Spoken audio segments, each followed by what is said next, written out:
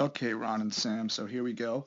Uh, just wanted to start off at the top, um, how important it is to try to get this coordination down of the syncing of the lower body and the upper body. As the lower body starts to turn, the upper body turns the other way. So you're getting a counter movement. Counter means that you've got one part of the body turning one way, the other part turning the other.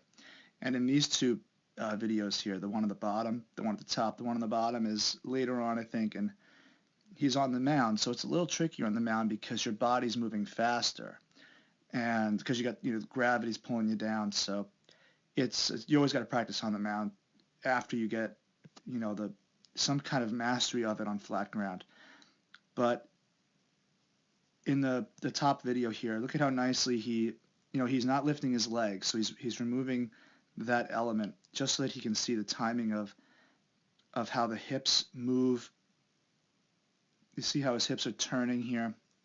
This is done really nice here. The hips are turning and the arm is moving back at the same time. And he's creating a lot of hip and shoulder separation there. Okay, now he'll learn how to do that more effectively. It's a movement that has to be done with the power of the back leg rather than just him rotating the back leg. So if you can see his heel, how it hips up, how it just kind of lifts up, you can get hip and shoulder separation by rotating the lower body and just becoming rotational, but it's much more effective when that happens in from linear power. So he's got I know he's just learning it, but as he gets better at this, what's going to happen is he's not going to want to rotate. He's not going to want to get up off that heel. See how his heel lifts up? He's not going to want to get off that heel right away and then just pop the foot up. He's going to lean the weight on the inside part of that foot, and the foot is going to peel off the ground, and he's going to really drive forward using obviously the back leg, and the front leg is going to take that force and really lift out. And when he explodes the back foot in his leg drive, which happens just before he turns his foot, so he's not really driving, he's just concentrating on separating. And that's fine. That's all he needs to do. My point is that when he gets mastery of this, it's not going to be a rotational aspect. It's going to be more of a linear power. That's how you efficiently create torque, and that's that's where you'll see the force multipliers come in and put the body on complete stretch and snap, like that short stretch cycle of the muscles. So right now he's just focusing on getting the coordination skill of how to move the hips and the arm and getting the arm up the right way. Now I have this video down here because I wanted to show you the difference. When he's on the mound, what happens is because you're moving a little faster. So when you move a little faster, your brain wants to bring the arm up faster and straight. Like he wants to get back into that locked arm, that reach back there. You see the difference? If you watch this video here, look at where his foot is. Look at how far his foot is out. So if we bring him back here, his feet are in the same position. He's just off the mound. But look at the difference in the hand. See how much more relaxed the hand is? That's the idea. The arm has to get involved late, and it has to stay loose and flexed, or else he'll start to rotate too soon, and he'll get the arm involved too early. So the bottom video is a great example of how when you're off the mound and things start to speed up, that's great, but he's got to let the lower body speed up and let the lower body finish all its work up. Then he can pull that arm up and flex it. So let's watch the difference in the arm height. So at the time he's ready to turn his foot, you see where his hand is in the bottom video and where his hand is here. Look at the difference in where it is in relation to his body and how it's way out here off his body, creating a lot of strain and pull on the shoulder. And then the worst part about that is when he does land,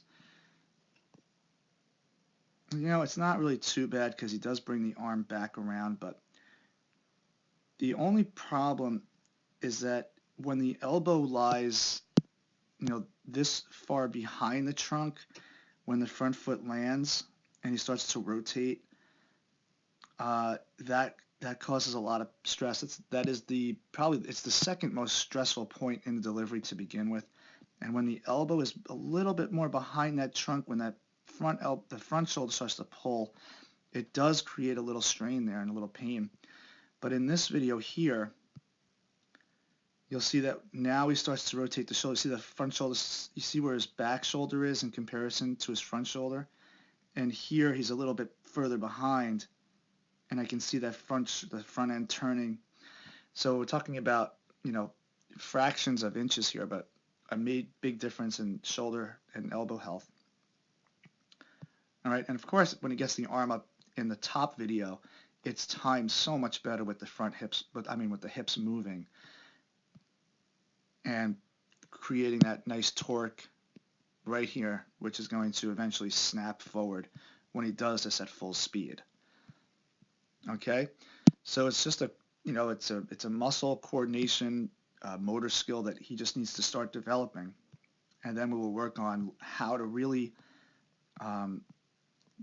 get the back leg to flex, how to load that leg so that he can really power right here into front foot plant.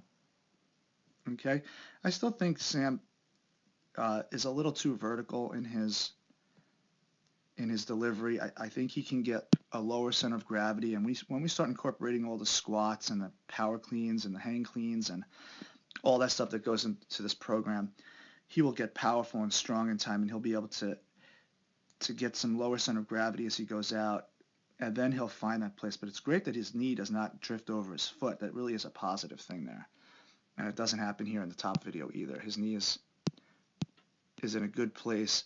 It's not getting over the foot, but when he learns again how to power from the back end, he won't be lifting up that heel so soon and just rotating the hips. It'll be more of a linear power that creates that rotation, which is much, much more effective in power production. All right. So this week, buddy, just work on. You can do it on flat ground if you want. I mean, these are just things you have to grind out if you really want to excel to the next level. The younger kids, I can't put them on stuff like this because they'd get bored. But guys like you that, you're mature enough now and you have a vision and you have a plan, you have to set goals. And sometimes we have to take a step back to get there if something is hindering us or could be potentially damaging to your arm. So this is what we know, the best science out there that says, here's how you throw a ball hard. Here's how we can take someone who doesn't have all the natural timing and all the sequence of the power and the flexibility. This is what we do. We work on it, and we can build you into that power picture. But it's going to take practice on your part. So you just have to keep doing this drill where you're not lifting your leg, you're on flat ground, and feeling that hand get into a pulling motion, like you're pulling a lawnmower, just to over exaggerate. And maybe you have to just keep doing that for a while until your brain realizes, I don't have to reach back so far. I just have to start pulling up.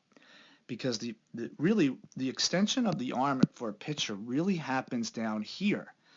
And then what that does is it gives you a nice arm swing that won't drag behind your body like it is here. And your hand is in much closer proximity to the back and where your trunk is than your hand is out here in this video. Okay? So just keep working on it, keep practicing it, see if you can do it faster and faster from flat ground, and just figure out how to get that timing up.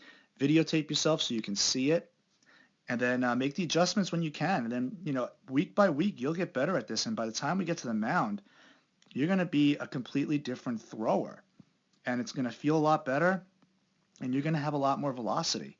All right, so keep up the good work. I'll see you next week.